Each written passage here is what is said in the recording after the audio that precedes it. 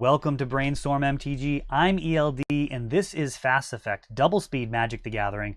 Here we have Cephalid Breakfast versus Lands. Now, Lands is a serious contender in the format. It has put up tremendous results, and it is now one of the more expensive decks in the format because it pilots the card Tabernacle at Pendrell Vale, which has really shot up. It also has a sideboard card, Drop of Honey, which is hugely problematic for many decks in the format. At 1 green mana, it does huge amounts of work, and is very castable in the deck, given that all of the mana sources that produce colored mana are able to cast it no problem. Leading out here with Mox Diamond into Basic Forest, and this looks very likely to be a Life from the Loam, and it is, getting back those 2 cards. So a good start for Lands in terms of a value proposition.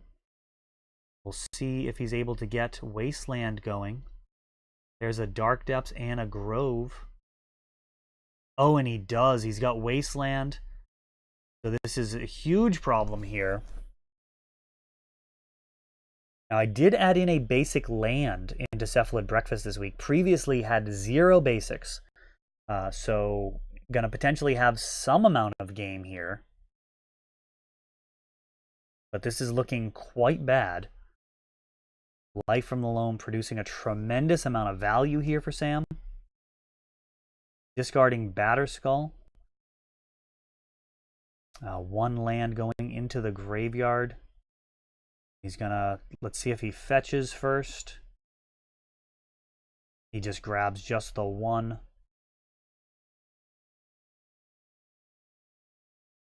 A zombie being discarded end of turn. Oh, Sam actually learning there. So, once your opponent discards, you are not doing anything else on their turn. Letting him back that up. He's actually returning to the game for the first time in probably 10 years, I'd say, the last time I saw Sam. Back in the days of SSB and Vintage. For anybody who gets that reference, let's get a thumbs up for the reference to Severance Short Bus. But Sam quickly closing in on a Merit Lage kill. He's got Thespian Stage. We've already seen the Dark Depths. Mercifully, he does not have Exploration, so he is doing this 1 land at a time. And it looks like grabbing a Tundra, hoping to pull Wasteland instead of a Dark Depths. Or actually, I guess it's the other way around. Hoping that he plays a Dark Depths and gives me a chance to draw a land and get the combo together. It looks like the whole combo's in hand. There's the Dark Depths, and not going to have a way to get 2 mana here. Should Lotus Petal be in the deck? I can't say for sure, but there's no way out from here. And that is going to be all she wrote. End of turn, making a 20/20.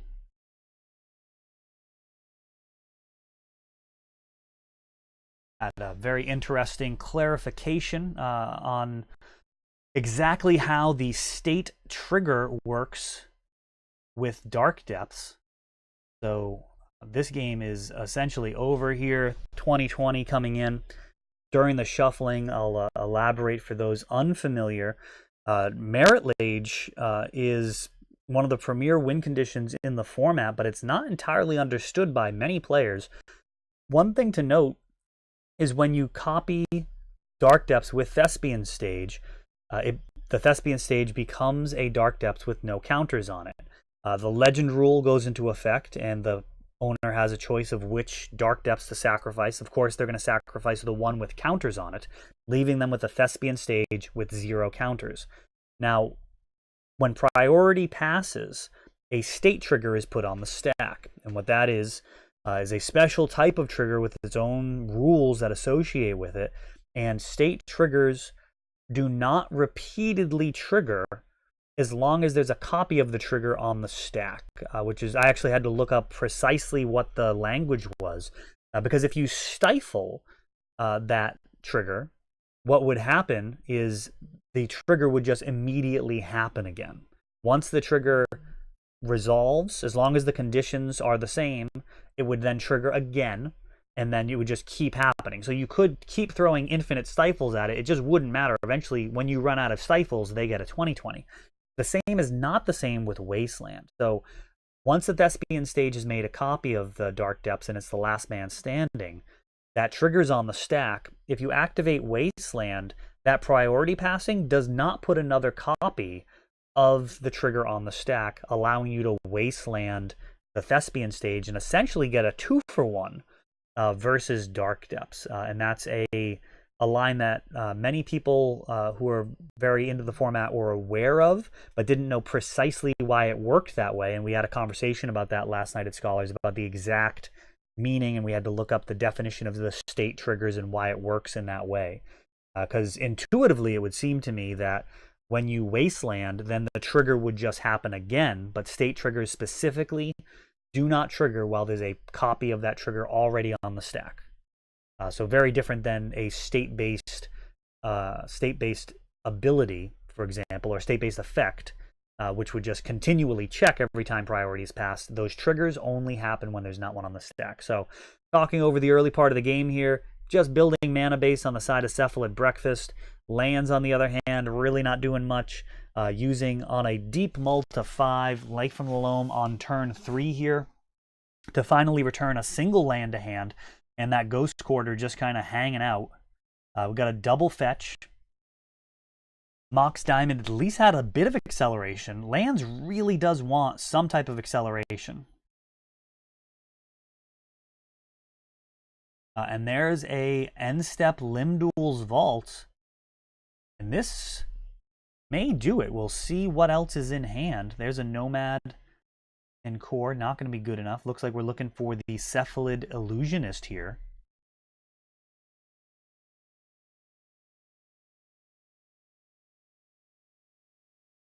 There's a Cephalid Illusionist and a Shuko. Doesn't really get much better than that.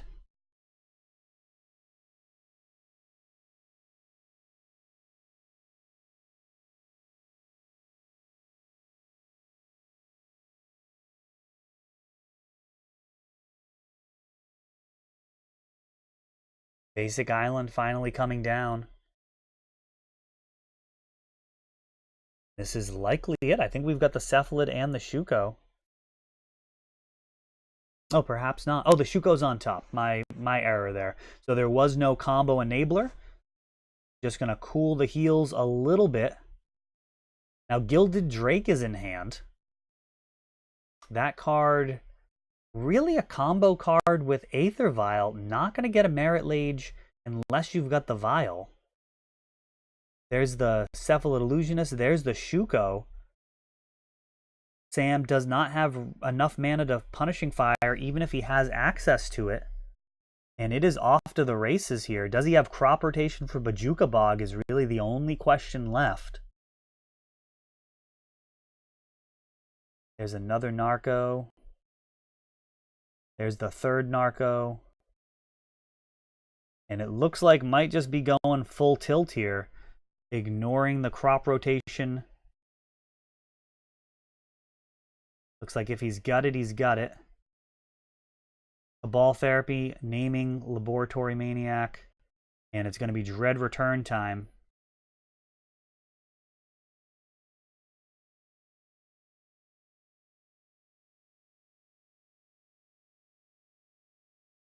Angel of Glory's Rise coming in. And that is going to bring back all of the humans, including Grand Abolisher, so the time for trickery is over. Draw a card, and that is going to do it. Grabbing game 2 off of a pretty weak multi 5 there. Of course, lands can win off of a multi 5, especially versus something like Cephalid Breakfast. But that is not a great start to game 2. Offering him to look through the entire deck there, it was all public knowledge. And I gotta think the Gilded Drake's probably not worth the cut once they've been seen.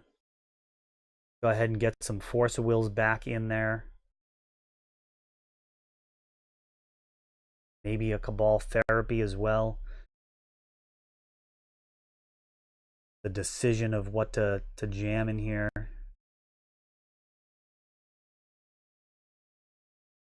Force of Will, a reasonable card versus lands, though really only if you have the ability to close the game out. You're not really, like in a Miracles matchup, Force of Will feels pretty bad against those early plays. You're not really able to leverage the tempo, but versus any deck that can actually wrap things up, Force of Willing something like an Exploration feels awesome. It buys so much time. Eventually, they'll kind of get the inevitability of Life from the Loam and recurring everything. Get rid of all of your mana, get rid of all your creatures if you give them that much time. But if you're able to close the door before they can, feels pretty good. And starting out here with a Force of Will in hand into Exploration, and certainly a good target for that. Gonna take that opportunity to throttle Sam's development, going back down to 21, from 21 to 20. Something that shouldn't be done too lightly. It is a consideration that the deck has a hard time getting you in a one-shot once they have... Oh, here we go. Gamble. So he's got the Dark Depths. This is actually a very dangerous situation here. He's got 4 cards in hand. Let's see if he gets the Life from the Loam or Thespian Stage. Only 3 cards in hand, so 2/3 if he grabbed the Thespian Stage. 66% of the time, this is over real fast. He may have just gone the safer route and grabbed Life from the Loam. And it looks like he did. All right, so does not feel the imminent danger. Going with the safer route.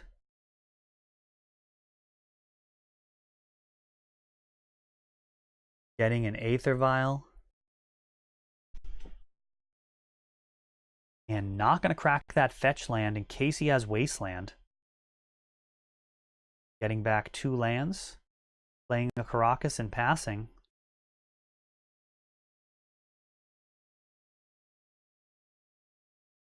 Brainstorm.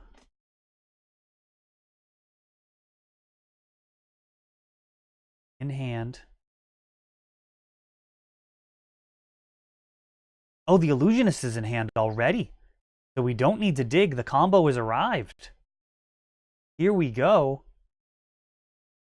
Game 3 looks like it was just decided here with that simple 2-card combo yet again. Nomad and Core with Cephalid Illusionist. Now, do we pause here for a little check here, checking on the Cabal Therapies? Could have been the play to sacrifice a creature to Cabal Therapy and make sure that nothing could go wrong from here. 2 cards left.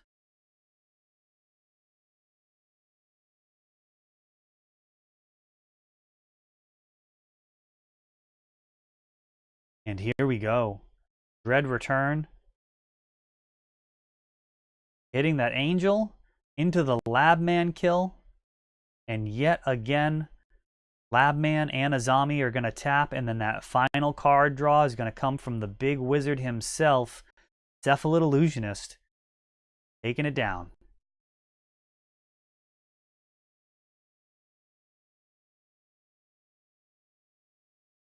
That's all for this one. If you enjoyed the video, please help grow the channel by subscribing. You'll be notified when we upload new videos like Fast Effect, Double Speed Magic with commentary, or Untapped, our raw tournament gameplay. Thanks for watching.